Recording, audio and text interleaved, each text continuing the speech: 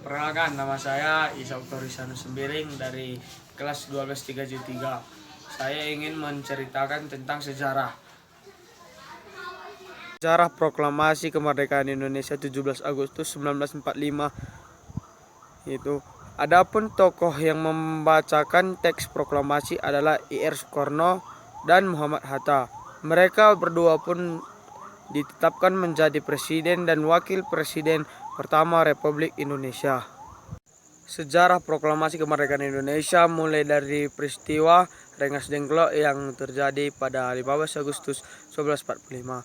Kejadian itu menunjukkan adanya konflik antar kelompok golongan tua dan golongan muda untuk menentukan waktu proklamasi.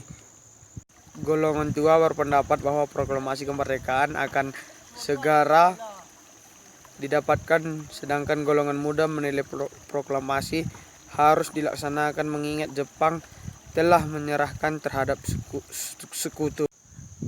Akhirnya golongan muda memutuskan untuk mengamankan Soekarno dan Muhammad Hatta ke Rengas Dengklok. Alasannya karena para pemuda menilai Soekarno dan Hatta adalah penting sehingga keselamatannya harus dijaga.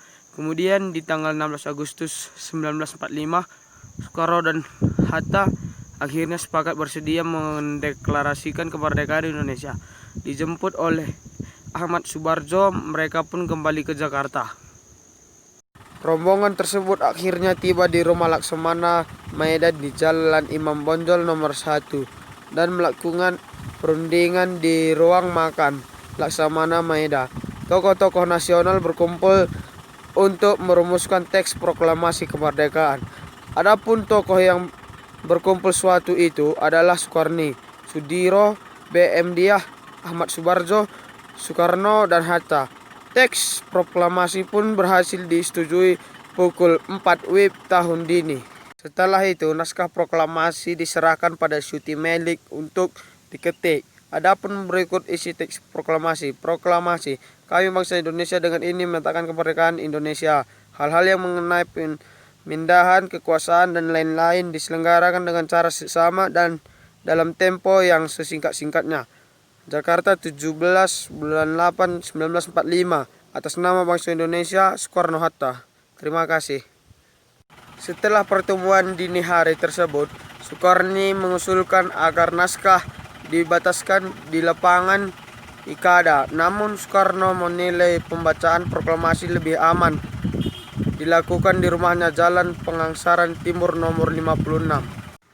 Detik-detik proklamasi dilakukan pada tanggal 17 Agustus 1945. Tepat pukul 10 WIB, Soekarno didampingi oleh Hatta pun membacakan teks proklamasi. Suasana rumah sang proklamator juga didapati oleh sejumlah orang sebagai saksi. Setelah pembacaan teks proklamasi di hari yang sama, mereka juga mengadakan pengibaran bendera merah putih yang dijahit oleh istri proklamator, Fatmawati. Upacara proklamasi kemerdekaan Indonesia pun selesai pukul 11 WIB. Terima kasih.